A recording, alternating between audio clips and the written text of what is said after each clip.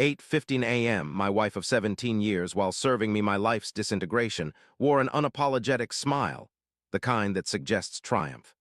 She appeared prepared for the day ahead, dressed impeccably in heels, her spring purchase blazer, and perfectly coiffed hair, as though she had an urgent engagement following this routine event. With a casual tap on the divorce papers beside my coffee cup, she said, "I believe it's time." I remained silent, sipping my coffee, glancing at the papers and then at her. "You'll have nothing without me, Philip," she asserted. "Sign them calmly, and perhaps we can manage this like grown-ups." She had positioned the pen conveniently nearby. She had prepared meticulously. Sighing, I signed every page without reading a word. Her grin widened, oblivious to the fact that the previous night, my attorney had filed 17 pages of financial documents with the Denver District Court. She was unaware that the account she considered empty had been legally reorganized 4 months prior. She was under the impression that the business was failing, but in reality, it was barely valuable beyond its internal furnishings due to a year's worth of efforts to make it appear so. Believing she would be taking everything, she instead received a subpoena. Before delving into what transpired next, an event that completely dismantled her carefully constructed reality, feel free to click the subscribe button if this kind of narrative interests you. Please share in the comments below which aspect of this story you'd like me to examine first. If you recognize someone who experienced similar events, share this video with them. As I'm not merely recounting a tale but disclosing my own, I am Philip Garrett, aged 46, residing in Denver, Colorado, specifically the Washington Park District. This is an affluent area where people exercise with expensive strollers and debate over-the-top brunch venues. It's a great neighborhood that took me 20 years of hard work to afford. I'm a forensic accountant. Yes, it's as dull as you think, filled with numbers, spreadsheets. However, forensic accounting is more than tax filing. It's uncovering secrets hidden by individuals. It entails tracking money through the cracks and unraveling threads to unearth lies embedded in financial records. I've appeared in federal court, and my work has contributed to dismantling fraudulent schemes that spanned multiple states. Since I am adept at uncovering hidden matters, Nadine's actions were either breathtakingly arrogant or astonishingly oblivious. I remain uncertain about which. I first encountered Nadine Bellamy in 2007. At that time, she worked as a project coordinator for a commercial real estate firm in downtown Denver. I was there to assist with a financial audit for one of their prominent clients. Upon entering the conference room, she handed over a folder, and I remember thinking she exuded unmatched confidence.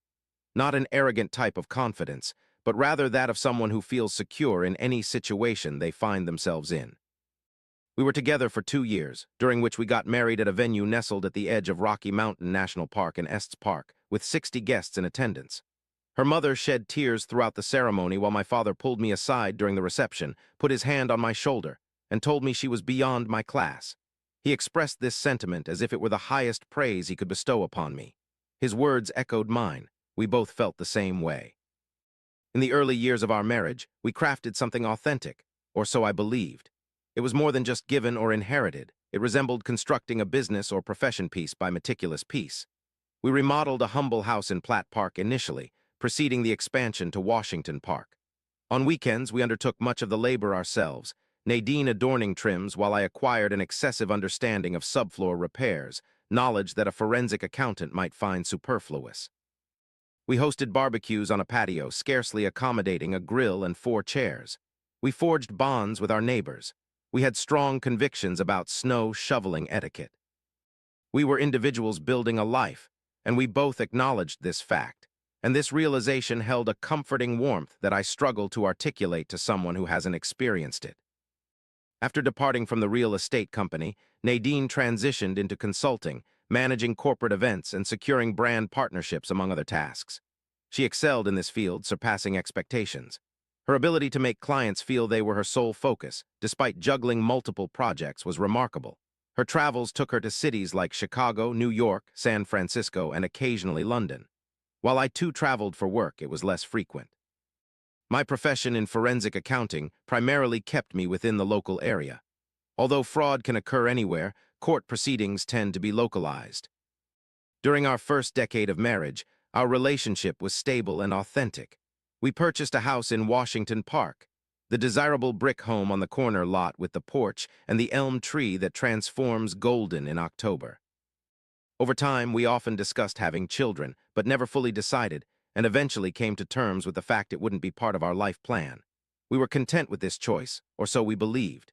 We had a golden retriever named Fletcher who caused quite a stir by ruining an entire sofa within his first 72 hours, yet he was undeniably worth every piece of furniture he destroyed. However, around 2019, there was a shift. I couldn't pinpoint the exact cause at first. There wasn't a specific moment when it changed. It occurred gradually, much like things that can ultimately break you. The initial symptom was Nadine's phone behavior. She had always been open about her phone usage, leaving it on the counter with its screen facing up and volume on. Nothing was ever hidden on our phones, as we didn't need privacy. But in early 2019, that changed. Her phone would often land face down whenever she placed it on the coffee table. She began taking calls in the garage or stepping out onto the back porch with the door closed. Once I entered the kitchen while she was texting, and she swiftly turned off the screen so rapidly that she almost spilled her wine on the floor tiles. I observed this detail, but remained silent about it for now. The second hint was her schedule. Her consulting work had traditionally necessitated evening commitments like client dinners or venue inspections. However, come spring, these events escalated in frequency, 3 times a week, then 4. She became less specific about her destination. "It's work-related, Philip. You wouldn't recognize the location." "It's a client I can't discuss. I didn't push. I trusted her. That was my error, but I wasn't aware of that fact yet." The third indication was the money, and this is where things get intriguing, as most people are unfamiliar with scrutinizing money in the manner that I do. I wasn't being nosy. I wasn't suspiciously snooping like some people who scrutinize phones or hire detectives to track their partners. I was merely vigilant. That's what forensic accountants are: vigilant. We see the numbers and we spot discrepancies when they occur. Our household expenses flowed through a joint account we had managed since our first year of marriage. Routine expenses such as groceries, utilities, mortgage payments were all handled there. Each of us deposited individual incomes into separate accounts, with a predetermined amount transferred monthly into the shared account. It was a mutually designed system, neat and straightforward. However, around mid-2019, Nadine's contributions to the joint account began arriving slightly late. Nothing significant enough to trigger an alarm, but I caught it. Observing her personal account, which I accidentally caught sight of when she left statements on the counter or handed me her phone to view a photo, showed lower balances than seemed reasonable given her reported earnings.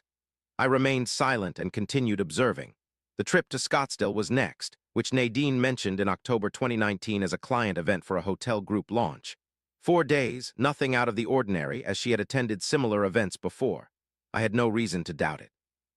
Unbeknownst to her, my longtime client, a private equity firm in Greenwood Village, had recently hired me for consultations on a potential acquisition. The target company was a hospitality group based in Scottsdale. I never shared this with Nadine. There was no need, as our professional lives seldom intersected. However, on the second day of her trip, I had a call with the Scottsdale team to discuss some initial documents. At some point, the firm's managing partner announced an evening dinner at an old town restaurant, a private event. The name of the restaurant he mentioned was the same one Nadine had texted me about the previous night, describing it as an amazing place with an attached photo of the interior. It seems the client has an eye for good dining spots. Scottsdale isn't a small city. There are numerous restaurants to choose from. The probability of this coincidence was slim. However, I am a forensic accountant, accustomed to dealing with such slender odds. I remained silent, instead focusing more intently. By January 2020, a clear image had emerged that was difficult to misinterpret. His name turned out to be Garrett Holt, the same as my surname, a fact I found darkly amusing later on. He was 41 years old, 3 years younger than myself, and a commercial real estate developer based in Denver, with projects in Phoenix, Dallas, and Austin. In the Denver business sphere, he was more prominent than I, frequently gracing Denver Business Journal and charity events, even having his name on hospital donor walls. By any standard, he was wealthy, not the modest wealth accumulated through decades of practice, but flashy, land and leverage kind. I discovered his identity through a detail that would have left anyone else bewildered. Yet for me, it was just another piece of information to follow. Nadine had left a printed schedule on her home desk, which she'd always done.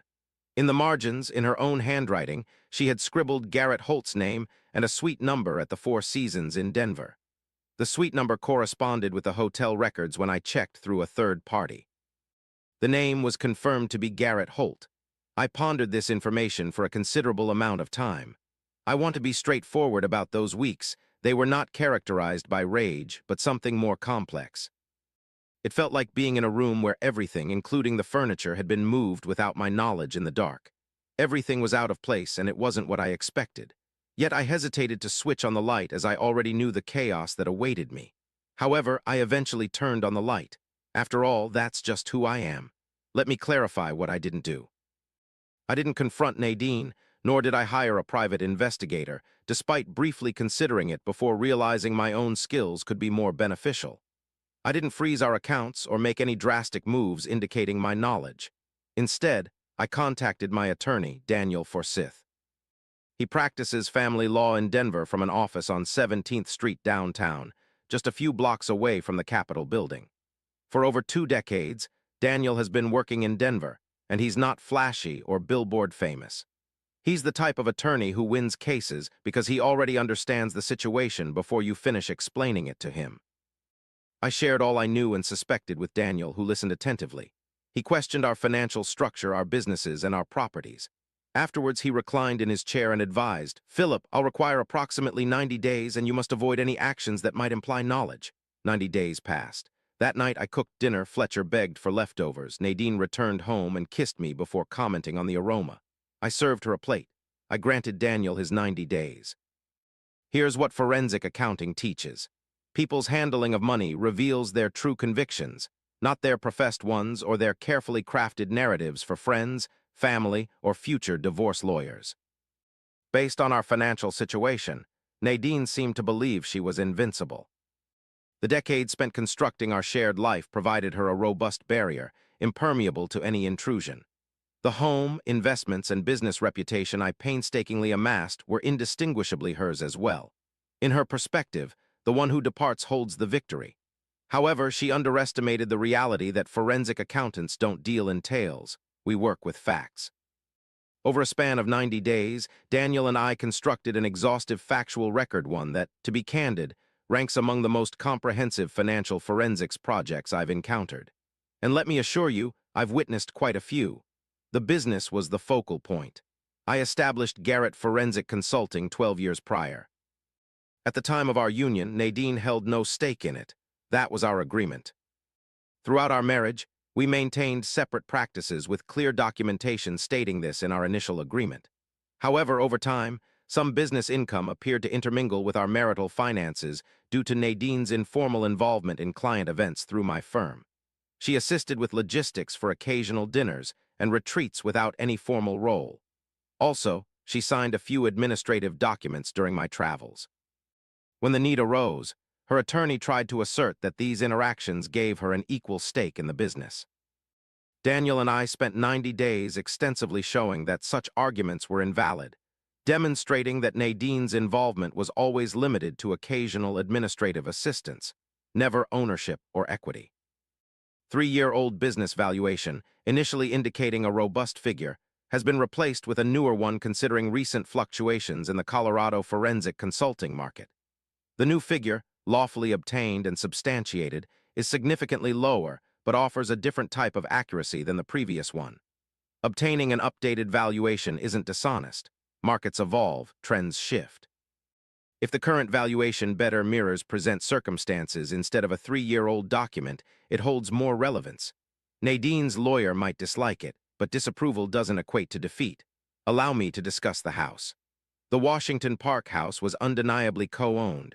However, Colorado law does not mean an equal split. Instead, it pertains to equitable distribution, which evaluates contributions made, timing, and methodology. The documentation indicated that the down payment for our house mainly originated from savings I had prior to marriage, which I had meticulously recorded as premarital assets. These savings would be a point of contention in court, given they were 17 years old and free of any blemishes. The records also demonstrated that the mortgage payments were primarily covered by my earnings. Nadine's income, especially more recently, had dwindled not due to lack of employment, but because, as later financial records would disclose, a substantial portion of her income was being directed elsewhere instead of our household. This, Daniel referred to as the final act.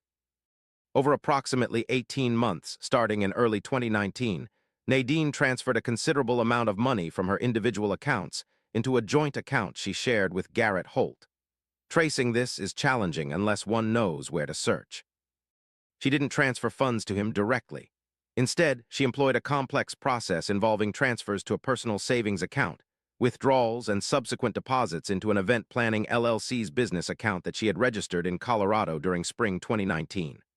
On the surface, the LLC seemed legitimate, involved in event coordination and brand partnerships, even boasting a website, real clients, invoices, and revenue.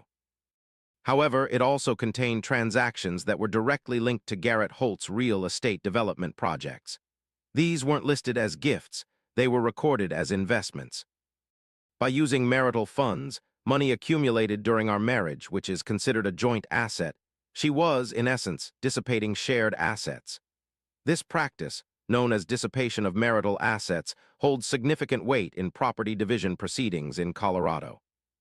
For 18 months, every detail was recorded, right down to each transaction. A week prior to being served divorce papers by Nadine, Daniel presented me with this meticulous data in his office. To clarify, she filed first, wanting to dictate the timing. Upon scrutinizing the spreadsheet, I remarked, "It appears she used our funds to invest in his development projects." Daniel confirmed, pointing to the documentation, "That's what it indicates." He added, "She believed she was creating a new life using our money." Repeating himself, he said, "That's what the documentation suggests." Nadine served me with the papers in the kitchen one Tuesday morning in March, accompanied by an envelope and a smile. Her parting words were, "You'll have nothing without me." Later that day, Daniel submitted our response to the Denver District Court, a comprehensive 17-page document. I feel it's important to share what these pages contained.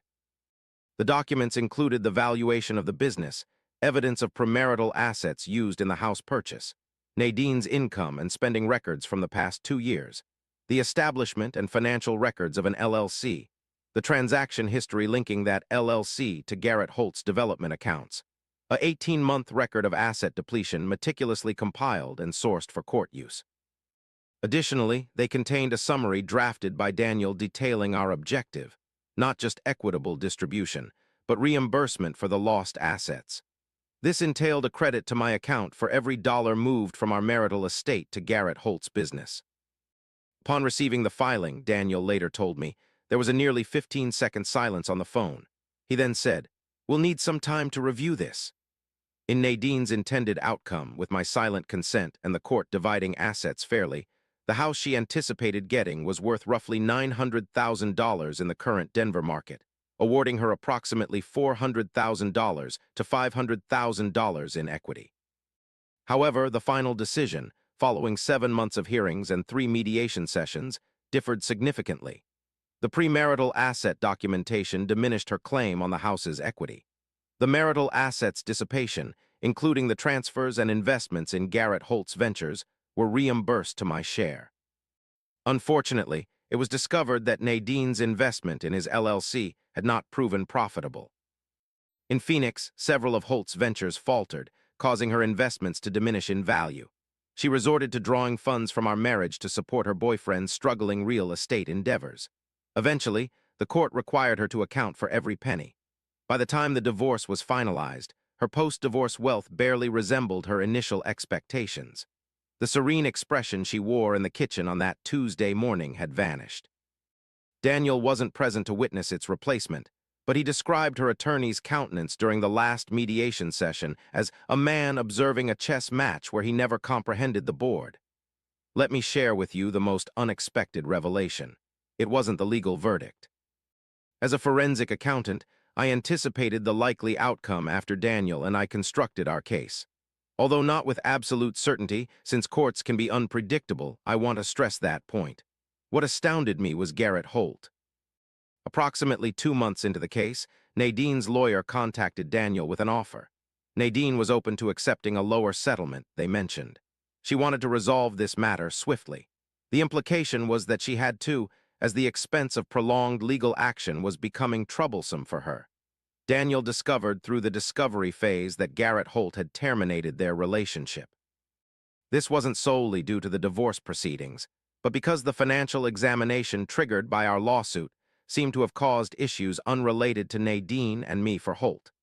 It appeared that other investors in the Phoenix development projects were questioning missing returns. Our lawsuit had illuminated a corner that several people might have preferred remained concealed. I'm uncertain about the details of what occurred between Holt and Nadine. In our divorce state, she wasn't with him anymore. She left me for another man, someone she believed was her future. She withdrew funds from our joint account and invested them in his. He abandoned her when the spotlight turned on him. I'm not boasting about this. It's a delicate situation. Her suffering wasn't something I wished or reveled in. However, I can't deny that the parallelism of it didn't resonate. 2 years after everything unfolded, allow me to share a thought that has haunted me repeatedly during these months. I was enraged. Naturally, I was. We were married for 17 years. Fletcher often slept at the foot of our bed. Our lazy Sunday mornings in Washington Park, sharing coffee and newspaper. The unforgettable trip to Iceland in 2015, where we stood silently for about 10 minutes under the northern lights on our last night, with no words to express what we felt. Beneath a silent and heavy fury lingered, never erupting but always palpable on work calls, morning jogs around the park, discussions with Daniel about paperwork and timelines. Yet there was an unexpected sensation too: competence. Strange, perhaps cold, but after experiencing something that threatened to take away everything, your home, stability, and self-image as a builder of a good life, realizing you possess the exact skills to safeguard yourself, stirred beneath this anger, a sensation akin to gratitude. Not for the betrayal, no, never, but for the revelation that in that kitchen on that Tuesday morning you weren't as powerless as it seemed. For 20 years, I honed my ability to uncover hidden truths within numbers, and when it mattered most, I found them. A relevant anecdote from my life unfolds next. Post-settlement, I faced crucial choices. The house got sold, and according to court decree which leaned heavily in my favor due to premarital asset records, I received the lion's share of the earnings. I invested this in a smaller abode, a townhouse, nestled in the Highlands neighborhood, northwest of downtown. This district is teeming with farmers' markets and boasts coffee shops worth their salt. Fletcher accompanied me. He's an 11-year-old golden retriever, advancing in age yet still energetic, still capable of tearing apart socks if they're left on the floor. Fletcher is also slowing down but remains thrilled at the sight of the park. The once shrunken Garrett Forensic Consulting, mentioned in documents during proceedings, regained its former strength upon being relieved of the need to present a diminished image. Maintained my client base throughout the challenging year. Secured 2 new projects within half a year post-divorce, both through connections from longtime associates. My firm is thriving, even stronger than before. Enduring hardships brings clarity to priorities. I am single and uncertain about remarriage.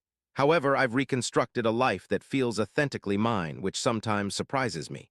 Weekends are now mine to enjoy. I prepare complex recipes previously beyond my patience, and socialize with a close-knit circle of friends, some work acquaintances and others from the neighborhood. We dine together, we argue, it's sufficient, more than enough. Before I conclude, there's one more truth to share. I want you to know. I pondered if my actions were retribution or rather self-protection, if the systematic approach, the record-keeping, the restraint were merely disguised weapons, cloaked in legal attire. Here's my interpretation. There exists a distinction between shielding oneself and meting out punishment. My deeds were indeed self-defense.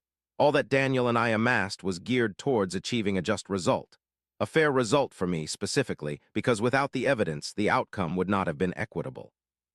The narrative Nadine's lawyer would have advanced, where my business held greater value, where her role in it constituted equity, where the house equity wasn't partitioned considering my premarital input, that narrative would have been unjust. Not because Nadine didn't merit certain assets. She was entitled to what was truly hers, but what was rightfully hers was not what she decided to seize. I guarded what I had constructed. I cataloged what had been extracted from our marital assets. I allow the judicial system to perform its duties using truthful data.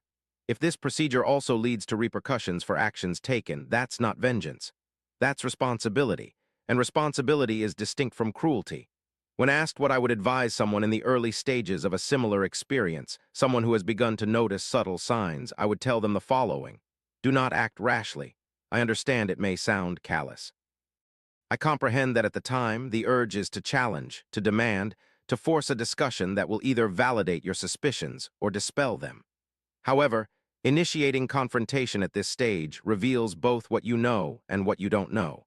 It allows the other person to control the information flow. It places you on the defensive from the outset. Instead, record. Jot down what you observed and when, keep a log of financial records. 1. Observe the inconsistencies not as evidence against someone dear, but because if the situation turns out to be what you dread, you'll require such records later, and you can't fabricate them afterward.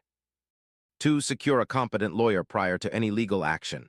Don't wait until served. Seek one out beforehand. A lawyer experienced in handling complex high-asset divorces is necessary, one who can analyze your documentation and explain its implications in a courtroom setting. My first meeting with Daniel Forsyth was worth 10 times what I paid for it.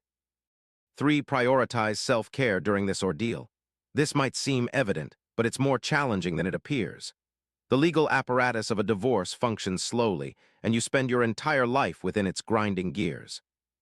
Day by day, you traverse from work to home, walk the dog, prepare meals, and amidst it all, an immense event unfolds, one you can hardly discuss due to legal counsel and one you can't settle because it remains unresolved.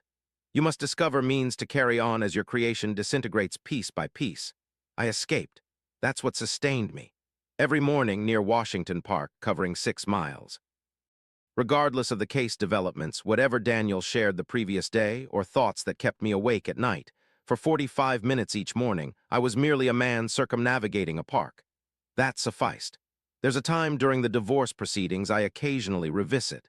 It was a Friday in October, late afternoon. Washington Park trees were at their most vibrant, the distinct Colorado autumn hue of burnt orange, as if from a masterpiece. After completing my jog ahead of schedule, I found myself perched on a bench near the boathouse, taking in deep breaths while observing a pair strolling by the water, their young child attempting to navigate the distance between eagerness to run and occasional falls every few steps. I remained there for quite some time after my breathing settled down, neither pondering paperwork nor contemplating Nadine or Holt, nor the ongoing disagreement over valuation in my email. Instead, I was captivated by the child's struggle to navigate the world on wobbly legs. That's what rebuilding signifies. It isn't a start from scratch. Even when it feels so, you never truly begin anew. You commence from your actual position with the resources at hand.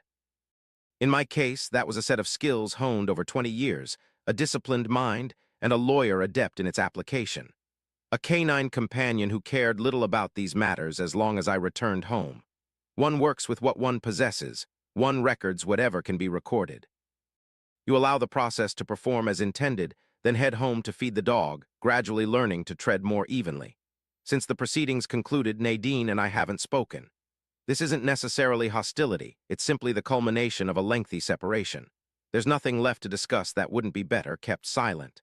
Through a mutual contact, I learned she remains in Denver, returned to work for a firm instead of freelancing, and is doing well.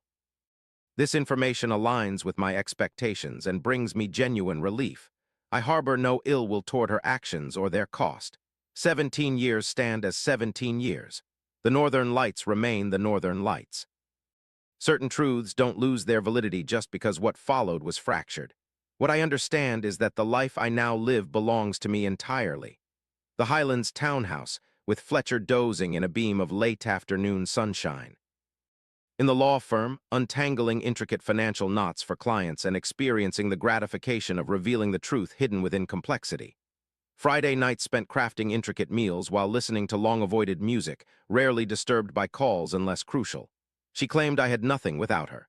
Yet I possess everything I've constructed, safeguarded, and defended. That is not emptiness. It is far from empty. It speaks volumes of my resilience, my abilities, and the awareness of my potential in adversity. What struck me most about Philip's narrative wasn't his fortune or deceit. It was her assertion, "You'll have nothing without me." It resonated deeply because she truly believed it. This is the devastating effect of confusing what one has with who they are. Unlike him, Philip didn't engage in loud battles. He waged intelligent ones. Perhaps this is the lesson we should learn. Occasionally, the greatest action when someone undervalues you is to allow them to persist, until it's past their ability to adjust course. Should this tale spark reflection, leave a comment below. I read each one carefully, and if you haven't subscribed yet, what are you holding out for? There's plenty more where this originated.